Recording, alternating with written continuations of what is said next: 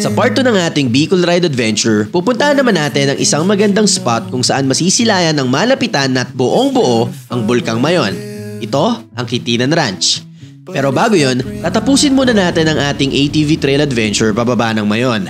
At bago kami umuwi, syempre hindi pwedeng hindi natin daanan ulit ang malupitang twisties na kalsada ng Sangay Camarines Sur na halos tabi lang ng karagatan.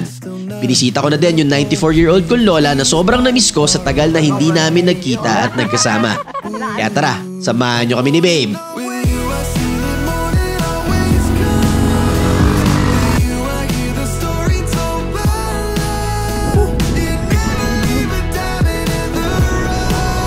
Ay, nako, look at the view!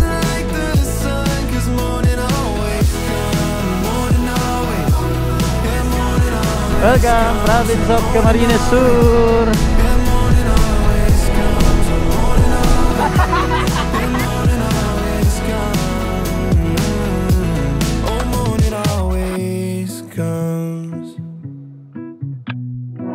It's gonna get brighter, kid. Just you wait. Alright, so yun mga ports, andito na tayo ngayon sa harap. Grabe, harapan ng Bulkang Mayon. Napakalapit natin, sobra. Ito na yung, kung pupunta kayo dito sa Mayon Sky Drive, kung dito kayo mag-avail ng ATV nila, ito yung trail na pinakamalapit kayo sa Mayon. Itong 2018 Mayon Lava Trail. Ayan, so nagpapakita na yung Mayon mga ports. Nakikita na yung dulo. Ayun, lalabas na. Pero iniisip ko lang kasi ito, medyo makapal dito yung ulap. So mamaya baka magtago na yung Mayon. Mula dito sa 2018 Mayon Lava Trail, hindi lang ito yung makikita nyo. Kita nyo rin yung buong city ng Legazpi dito sa likod. Ayan guys, oh. Overlooking. Pagka bawat trail kasi services merong kanya-kanya silang spot. So yung sa Mayon Sky Drive, kanina tong spot na to na kitang-kita mo malapitan. Ano, nalabas pa yung usok sa bulkan, no? Alright mga ports, so alis na rin kami rito. Pero picture lang kami ni Babe. Yan. Ayun yung Mayon, no? Wala na. Ulap na lang. Nagtago na uli siya. Tapos siya magpakita kanina. Mount Ulap na. Paalam, Mount Mayon. Hanggang sa muli nating pagkikita. Okay mga ports, so paalam na kami rito. Nababa na kami dahil may mga hinahabol pa tayo. Sayang kung mahaba-haba pa sana oras natin. Antayin pa natin mag-clear out ulit eh. Bye bye. Sana magpakita mamaya. Woo! Ataw, bomba!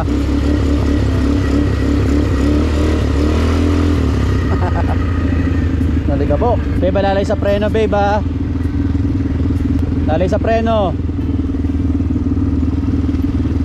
Tuluyan ang nagtago yung Mayon, mga boards. Wala na. Nagtago na siya. Grabe. Nangaligabok. Alright mga boards, so itong pababa namin parang mga 30 minutes lang daw to. Mas mabilis tong pabalik kasi puro pababa na. Kaso maalikabok.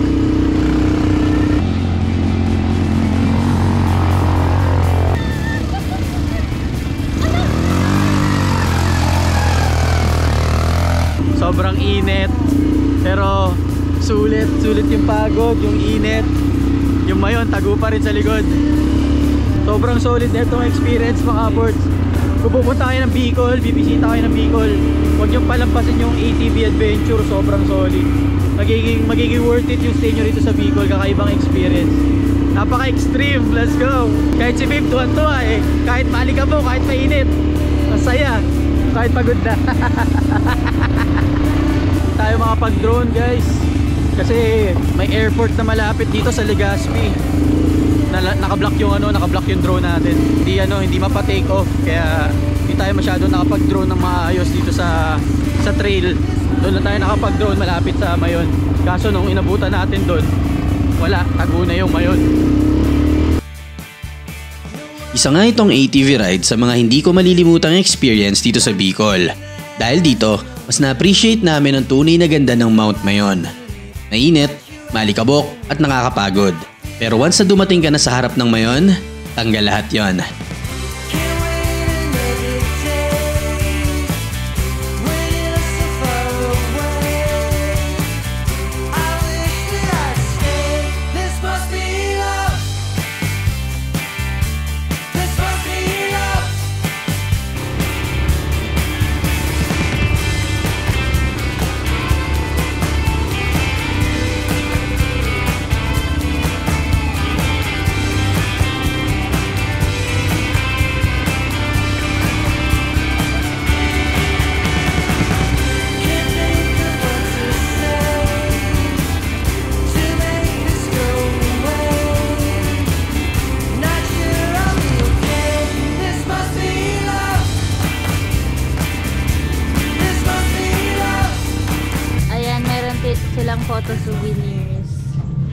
mamili, 200 pesos each. Nakapili na kami. Then, pwede nila ibigay yung soft copy. O, diba? Ang ganda! Ito yung ma'am yung sa ano, 79. 79. Okay? Sabi. Solid. Good. Ayun mga Ports, so tapos na yung ATV ride natin. Grabe, napaka-solid. Sunog tayo, nakakapagod, maalikabok. Pero sobrang saya ng experience, no? Talagang kakaiba yung ATV adventure natin.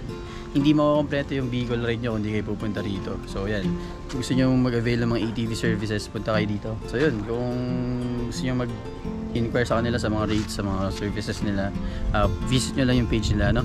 So meron silang Facebook page sa Mayon Skydrive ATV Adventure. So follow nyo sila, tapos message kayo, inquire kayo about dito. Gusto nyo magpa-book, tapos bago kayo pumunta dito para ready na yung mga gagamitin nyo. Alright, kamusta experience mo, babe? Nung una nga, kinakabahan pa ako eh. Sabi ko parang di ko kaya yun. Pero nung may practice area naman sila, so para magamay mo. Yun, wala siyang Easy! Oh, yeah. Money! Walang trivia sa ATV. Oh, wala. Kasi masyado masaya. Wala, mahina na si Ate Kim, mga Ports. Ay, kain muna tayo guys. Gugutom na kami, hindi pa kami kumakain ng oras na. Magta-12 na. So babalik muna kami sa hotel namin kasi para mag-freshen up. Kasi wala, sobrang dumi namin. Puro kami alikabok at putik. Kaya yan. Let's go. Alright mga Ports, so balik tayo ng hotel. Transient Sen. Paalam, Mayon Skydrive ATV Adventure. Babalikan natin to in the future. Ganda sama family natin, no? Lahat tayo, no? Saya niyan. Ay nako, next time guys. Buong family. Let's go. Alright. Wala na, tago na talaga yung Mayon. At least kahit pa paano, nakakita natin ang clear kanina. Nakapag-picture tayo kanina. No? Hindi naman na natin titignan yung Kagsawa Ruins at grabe yung pagod namin. Sa grabe init guys. Kakain muna kami. Mali. Sa kabila pala ang way natin. Nasakit lang sa kamay nung ATV guys. Ang lakas kasi ng vibrate ng manibela. Tsaka yung handling niya mabigat. Pero grabe. Woo! Buti na lang nag-ATV tayo. Alright, dito na tayo.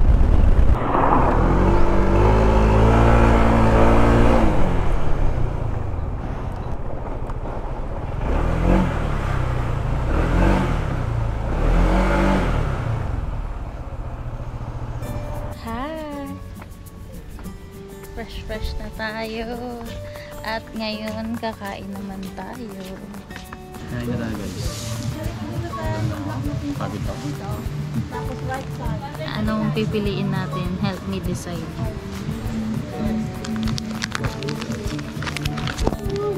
Okay mga boys, so dapatin na yung food namin. Yan, yung food namin. So sa akin, crispy pork kare-kare. Kay babe, ano to? Spare ribs? Spare ribs. Spare ribs, kain na na. Let's go. Tambot sa kami, sobra. Anong oras na? Launa na. 1:30. Nakain pa lang kami. Let's go.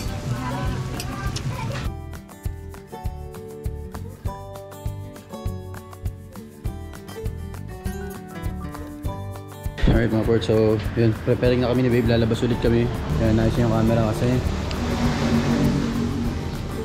kitang kita na yung Mayon mga Ports, lumabas ang todo.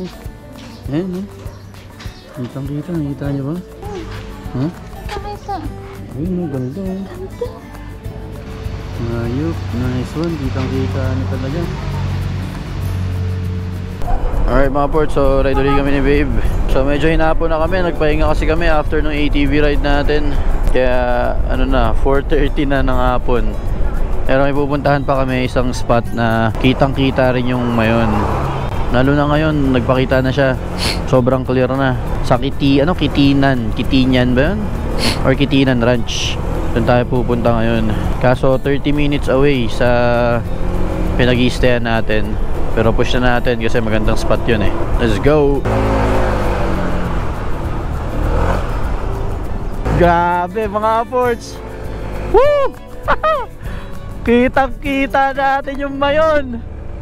Grabe, sobrang clear babe! Clear na clear! Oo. Woo! Napakaganda.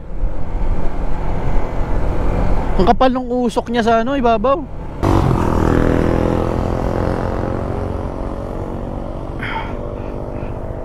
Grabe guys, nakikita nyo ba yan mayon? Holy. Grabe guys, ang ganda. Woo! Yan mga port, so 10 minutes away. Nahabol namin yung ranch.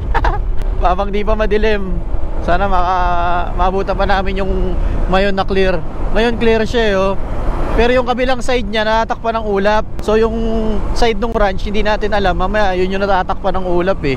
Parang ang kapal nga ng usok ngayon oh. 7 minutes. Aabot ba tayo sa ranch? Ganda, makakain tayo ng kinalas. Yung pares nila rito eh, kinalas. Yung mukha ng baboy na kinalas-kalas. Sarap din eh. Kitinan Ranch. Lapit na tayo, 2 kilometers na lang. At least maliwanag pa. Abot pa.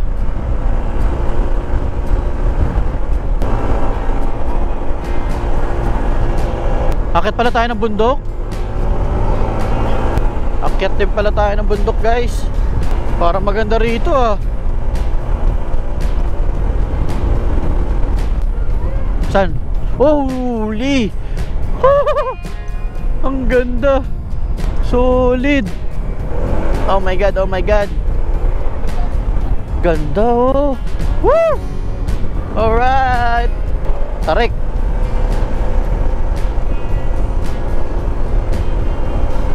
Grabe guys, sulit. Ito yung tinatawag na kitinan. Kitinan ba? Kitinan? Oh, ganda dun. Napakaganda nung mayon. Sana di madami tao.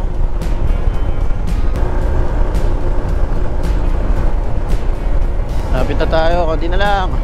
Ahon. 1 minute. Ito na yun.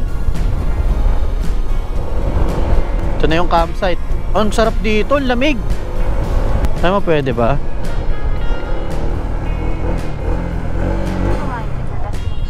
Entrance fee. Uy! Oh! Holy shit! Ang ganda! Grabe! Solid mga boards! Ang tindi! Park ko na rito sa motor ka mo, beba.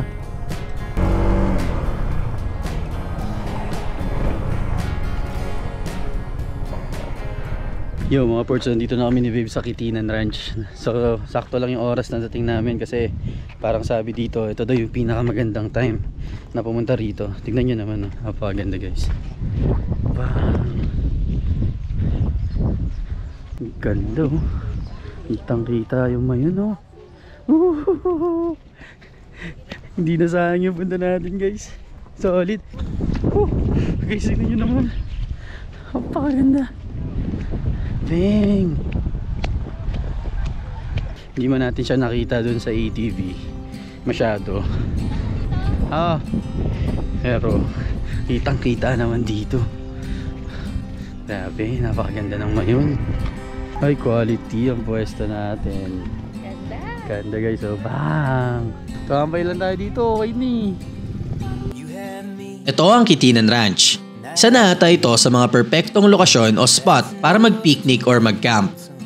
Compare sa mga ibang campsites, ang ranch na ito ay talagang family friendly dahil meron din silang mga palaruan para sa mga bata at horseback riding sa loob. Meron din silang mga cottages at pavilion kung saan pwede kang tumambay at mag-relax. Pero ang talagang namangha ako ay yung part kung saan makikita mo ng sobrang ganda at buong buo ang view ng Bulkang Mayon. Grabe! Di ko inasahan na may gantong spot pala dito sa Albay. Kahit siguro tumambay lang ako dito buong araw, okay na ako. This shines like you.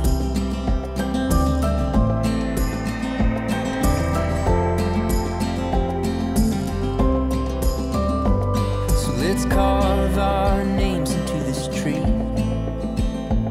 and then lay beneath the beauty of her leaves.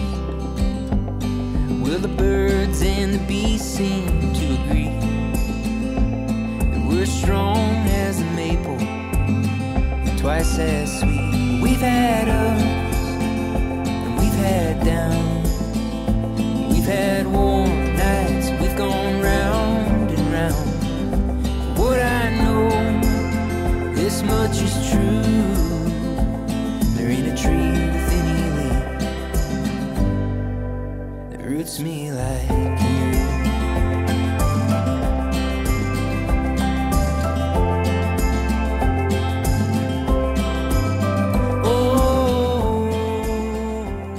na, sunset na guys.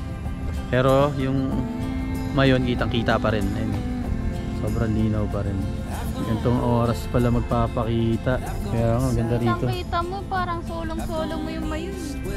Ayun, binayaran namin. 10 pesos sa parking fee, 30 pesos sa entrance. Ayun. So 30 pesos per head lang. 40 pesos tourism yata to. Tourism. Environmental fee. 40 pesos environmental fee. Ay, tama, 40. Plus 30 pesos per head kung gusto nyo nang tumambay dito, mag-relax, tingnan yung view. Basta sa halagang 30 pesos guys, tingnan nyo naman na para kayo nasa front seat ng showing ng Mount Mayon. Napakaganda. Sobra. Kaya mas na-appreciate namin ngayon kasi mas malapit tsaka mas kitang-kita na. Kahapon kasi medyo naiya nagtatago sa amin eh.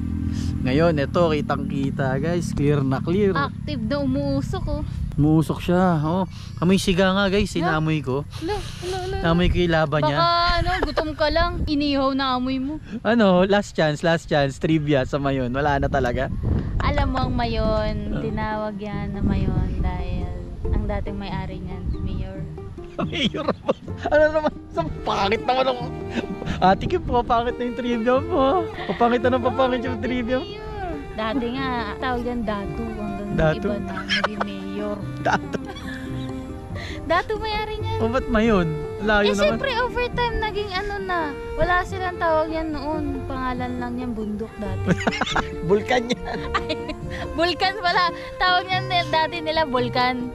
Tapos naging na, hanggang nauso na yung Mayor. Ayun, pinangalan nila. Kasi pangit ang papangalan nila Mayor. Mayon na lang, Mayon. Mayon na lang, Mayon. Sabi guys, walang kakwento-kwento trivia. Si Ate Kim laos na. Ang ganda niya. Picture mo naman, babe. Ay, ang dami nang picture eh. Pasaway.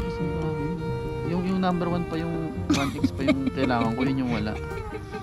Walang kwenta, iPhone lang sa kalam. Magmuni-muni kayo dito. Pwede. Gusto nyo makamove on. Nandito ako para makamove on eh. Gusto ko mag-move on. Ito na naman tayo, kasama nyo na naman ako. Ano ba pag-uusapan natin? Eh di pagkain. Ay! So kakain tayo, bumili kami ng eto, penoy ito. Eto, higup. Higup daw to eh. Ito balo. Yes. At ito, my favorite, pugo. Ayan. So mga ports, so kakain na kami ni Babe ng itlog sa Mayon. So meron tayong, sabi nila hinigup. Oo. Pahigup ba? Pahigup? Higup. Parang ganun. Parang pahigup. Tapos may penoy, tapos balot. Penoy, balot, tsaka pahigup. Kain tayo. Let's eat. Magbalat. Sige, muna yung higup. Higup ba ginagawa mo? Ayan. Style ng pagbukas ng itlog guys. Tak nyo dito sa ibabaw kasi tapos ganyan shit ganyan. Ganyan nyo, ni-roll nyo.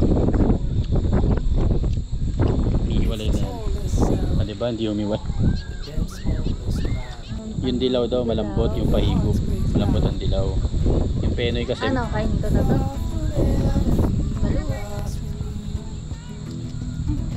ay, down. Para puro suka na igup ka. So guys, kain tayo. Makain ng itlog habang kita ang Mayon. Ito na yung dinner natin para tipid. Okay ba lasa? Ito talaga nabibigay sa amin ng pagmumotor. Nakakawala talaga ng stress. Kahit panandalian, makalimutan man lang ang problema. Harapin na lang natin ulit pag-uwi. Pero sa pag-uwi mo na yun, mas malakas ka na, mas matapang ka na, at mas kampante ka na. Kasi na-refresh na yung utak mo. Mas makakapag-isip ka na ng mga bagong solusyon. Kaya kahit nakakapagod, mausok at malayo, hindi kami titigil sa pagmumotor. Kasi dahil dito, nagkakaroon ng balanse yung buhay namin.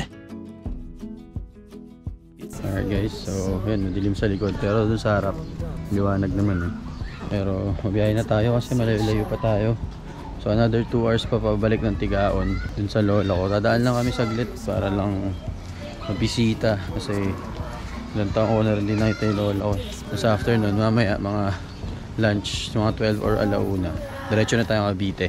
Let's go. Alright mga ports, so punta namin ni Babe ng Tigaon. So dahil piyesta ngayon dito sa Bicol, no? Magayon Festival.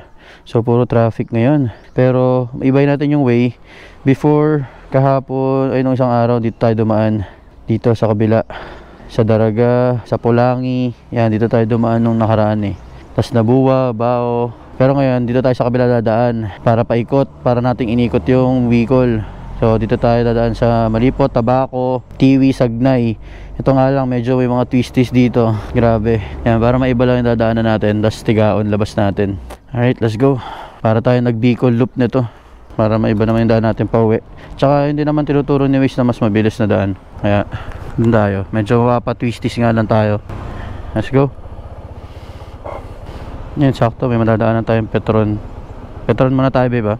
Alright, so paalam Tribal Village. Wala na yung ano Mayon, di nakita kasi umulan eh. Okay, grabe guys, traffic na rito sa Legazpi. Makabagal.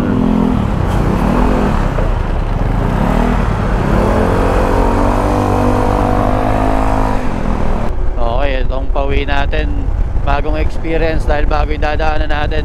Umiwas tayo doon sa city, sa mga bayan-bayan sa kabila kasi mga traffic na pag ganitong oras. At least dun sa may Sagnay parang ano na yun eh, hindi na siya ganun ka-crowded. May Petron. Pagkas muna tayo dito para dire-diretso na tayo sa ano. Oops, sandulas. Full tank premium. Full tank po. Kalahati pa yan tayo. Okay na ba? Hindi, puno na eh. Okay na. Alright, mas okay nga dumaan dito sa kabila mga ports. Wala na halos traffic. So makakarating tayo sa lola ko sa Tigaon. Mga ano na, almost 11:30 AM. Tanghali na. Ganda guys, oh. Dagat na tayo. Kitang kita na yung dagat.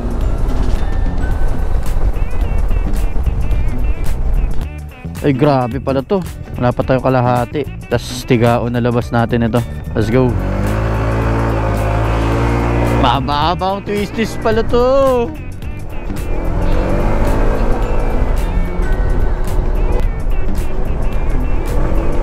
Woo! Ay nako, look at the view. Look at the view. Napakaganda sa Bicol. Para tayo nasa Marilaki pero tayo lang nagmomotor. Solid bangkingan dito. Ah! Ang nipis kasi dito sa kanan, ba't ganon? Alright, let's go. Twisties.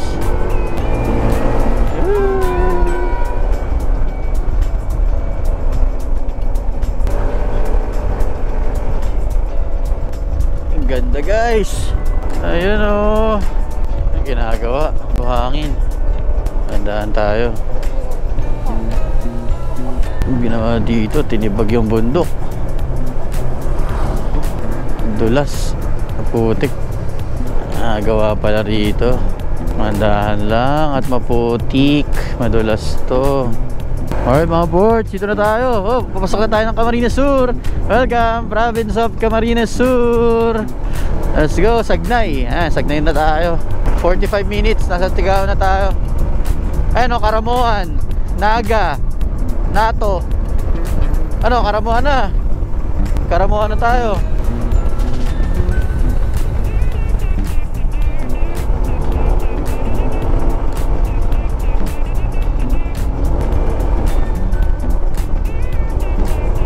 Woo!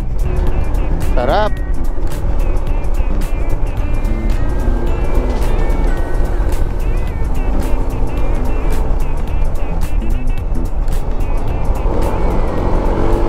Ito muna kami mga ports, nakita kami ni tatay, ito na lang sorbetes. Ice cream muna tayo. Pag ice cream muna at napakainit. Alright mga ports, so tambay muna kami, mahaba pa. Ano pa, 40 minutes pa yung babangkingin natin. 40 minutes, layo-layo pa. Haba nitong twisties na to. Kain muna kami ng sorbetes. Alright. So, para mga rider na. Pre, kain nga sa bed. Ito kay Kuya.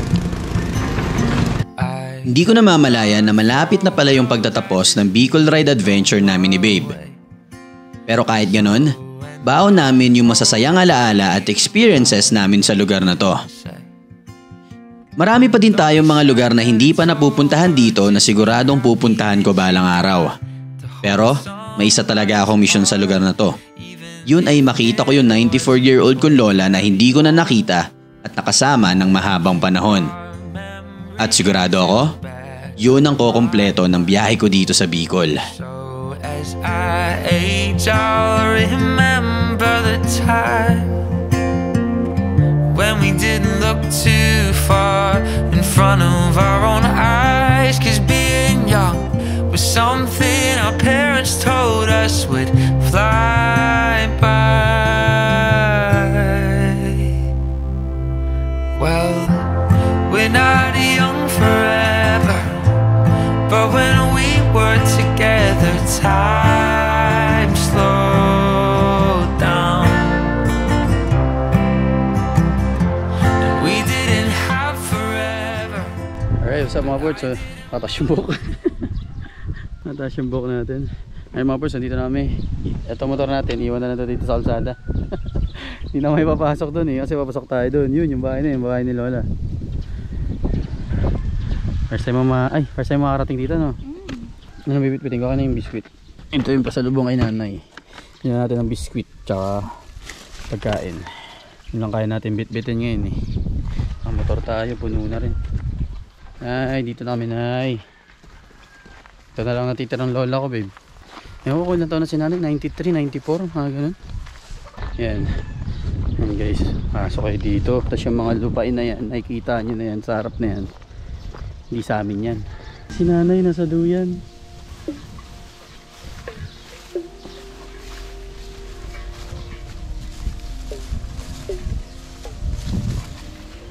Kumalit. Nay! Giyo! Nay! Kamusta, Nay? Galing po kami Bicol. Nasa Bicol na Ba't dapat sinabi niyo? Kamusta na, Nay? Hello Kilala niyo po. ba ako, Nay? Ano pangalan ko, Nay? Gary. Sinong Gary? Ano ba? Hindi ako si Gary, Nay. Namukha ko si Gary. Gwapo ka na. Gwapo ka si Gary. Gabo, Nay. Asawa ko. Ha? Asawa ko. Hello Kilala po. niyo si Gio, Nay? Si Gio. Oh, kilala niyo, Nay? Ikaw ba si Gio? Naalala ko. Kilala mo si Gio, Nay? Si Gio, kilala niyo? Oo. Sino yun? Anak na Anak ni Jinjin. Ah, Anak ni Jinjin. Diyan. Oo, anak ni Jinjin. Ako, si Gio. Gwapo mo rin. Ano kahit tumataba? Gwapo pa rin daw kahit tumataba. Sarap ng duyan niya dito, Nay, Oo, nakangin. Hangin na. Maghahapon lang ako sa bata. Sino Hindi ko nang may sakit ako na bilang din mo ko 1,000. Sa live. Hindi nakakalimutan. Yan ang nakaano sa akin, gumaling ako doon. Binili lahat ng gamot. Nakabili kang gamot. Oo, lahat. Kahit nakaumabos siya mo ito nung bumalik ako. May asawa na ako, Nay. Si Camille. May asawa ka na. Oo, ito, Nay. Siya, asawa ko. Hello po. Akala ko si Nancy. Akala ko nga si Nancy. Tumawak, lalo kang tumatawa. Pataba na pataba na Pero pumuputi. Opo. Lagi pong nasa aircon. Ano? Kaya po puti. Amerika? Sa Amerika. Hindi, Nay. Asawa ko siya dito. Sa Pilipinas. Taga-America. Mukhang Amerikana, Nay. Alam niyo yung feeling na masaya at masakit? Masaya ako kasi after how many years nakita ko din yung lola ko at kahit papano nakita ko din siya masaya. Mahirap kasi sobrang layo ng distansya namin dalawa. Kung pwede lang ako bumiyahe ng Bicol araw-araw gagawin ko para madalaw ko siya. Kaya Kung andyan pa yung mga lola nyo mga ports at malapit sa inyo, sulitin nyo yung bawat araw na kasama sila. Na kahit medyo nakakalimutan na nila kayo, suklian pa din natin yun ng pagmamahal tulad ng binigay nilang pagmamahal sa atin. Ride safe mga ports. Kita-kita susunod.